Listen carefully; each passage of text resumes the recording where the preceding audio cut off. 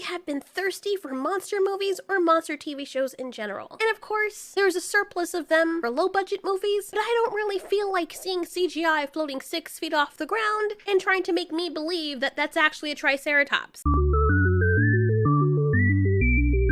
A creature that happens to look nothing like a Triceratops with the exception of the 3 horns on its face and its 4 legs, when in fact it looks like a half-eaten shoe with crumpled up drinking straws as the laces. So I found some articles on anime that happened to center around kaiju or monsters, and one stood out to me, Kagewani, which means shadow crocodile or shadow shark. And if you guys like SCP Foundation or anything involving mysterious happenings or even creepypastas where a mysterious monster is causing the disappearance of people, well, this is the thing for you. Each episode is in the form of a short bite-sized experience, about 7 minutes and 50 seconds, and I love it, not only because of the weird animation style that you don't really see a lot of, but even with there not being a lot of motion as you would normally see in animation or in anime, the way they tell the story and how they portray everything with the utilization of the proper audio, music, and voice acting of people who are in fear or angry, it really makes you feel like you're looking through the eyes of the character as this is really happening, and you forget all about the animation style. I showed it to my partner, and he just could not get past the animation. For him,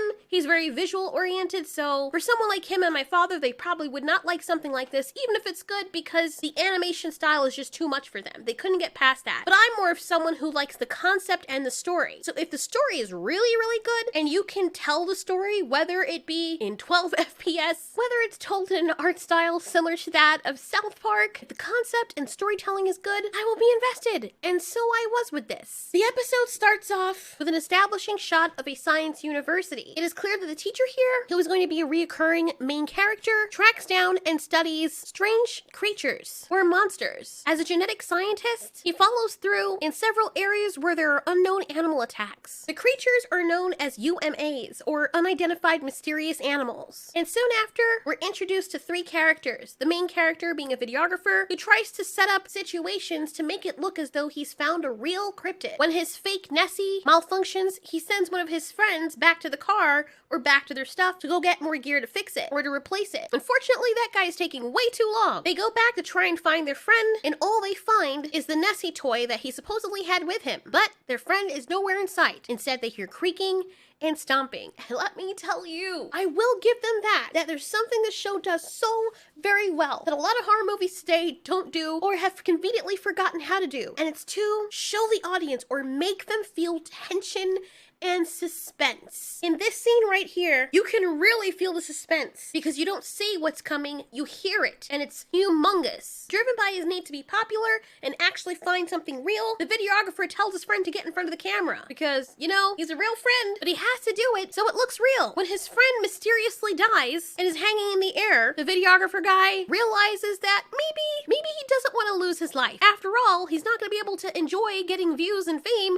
if he's dead. He runs for his life, and we see that what's actually chasing him is this gigantic sauropod-looking creature with a beak with sharp teeth that it uses to impale its prey, or just simply kill them. The creature almost killed him, its neck moving so fast. It makes you wonder how a creature that big can move that quickly. The guy loses his glasses, and when he's about to go into a hole in a tree, a dead body falls out, which is their first friend that had gone missing. But you know, instead of crawling into the hole where the body just fell out of, he decides to stay there and use the camera so he can see, because that's like more important. Surely enough, there is something very close by, stealthily waiting right until he happens to put the camera on it, because that's how bad guys and monsters work. They never attack until you see them. And of course he dies. At the end is where we see the main character, or the guy who follows the animal attacks to try and study these creatures. He sees the camera fall out from the forest that belonged to that guy that just got eaten, and there's black goo oozing from out of it. This is believed to have come from the creature, and we're gonna see that all the creatures kind of have this black goo stuff that comes from out of them. In each episode, like a little creepypasta, you see animal attacks from people's different point of view. And what makes this so amazing and so special and enjoyable is it does the very thing that horror movies need to keep doing. Each of these episodes are one-offs with different monsters and different people who are experiencing these horrific events for the first time. Every time I listen to a creepypasta, I'm always scared and terrified because I never know what's gonna happen.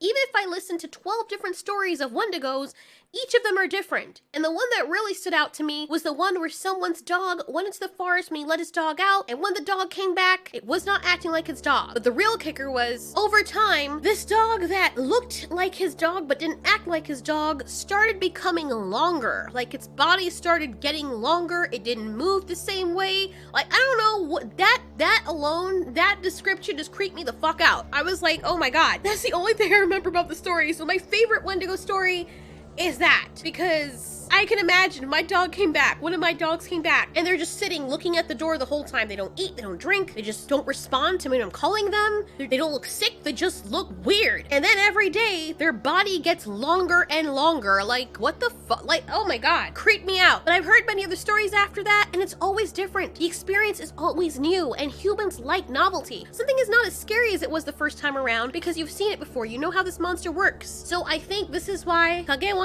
is one of my favorite monster anime. The style is interesting, the lighting, the hand-drawn animation. Oh my gosh, the use of tension, excellently portrayed in these short stories. And if you haven't given it a watch, you definitely should. I found my monster fix, and I think it only has like 13 episodes, and they're each almost an 8-minute long little bite-sized episode, but still totally worth it. And I want to know more about these different monsters.